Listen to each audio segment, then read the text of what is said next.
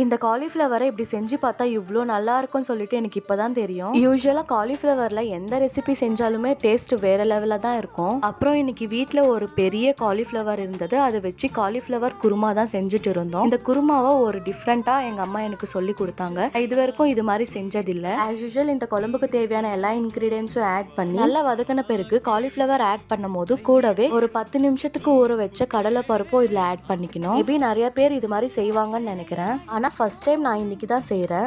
கோஸ்ல கடலைப்பருப்பு போட்டு செஞ்சிருக்கேன். ஆனா காலிஃப்ளவர்ல செய்யறது ஃபர்ஸ்ட் டைம். டேஸ்ட் எப்படி இருக்க போதோ நினைச்சிட்டே செஞ்சுட்டு இருந்தேன். ஆனா எங்க அம்மாவும் அவாவும் சொல்லிட்டே இருந்தாங்க, இந்த டேஸ்ட் வந்து ரொம்பவே நல்லா இருக்கும், நீ சாப்பிட்டு பாரு, அப்ப நீயே சொல்லுவ அப்படின்னு சொல்லிட்டு இருந்தாங்க. இந்த குழம்பு வந்து சப்பாத்தி, தோசை, ரைஸ் எல்லாத்துக்குமே நல்லா இருக்கும். யூஸ்வலி நாங்க கடாயில தான் செய்வோம். ஆனா இன்னைக்கு குக்கர்ல செஞ்சிருந்தோம். வேணுன்ற அளவுக்கு தண்ணி ஊத்தி ஒரு 2 விசிலுக்கு விட்டா இந்த குழம்பு டேஸ்ட் வந்து உண்மையிலே சூப்பரா இருந்தது. தேங்க்யூ ஃபார் வாட்சிங். இந்த வீடியோவில் தான் எல்லாருக்கும் பாய்.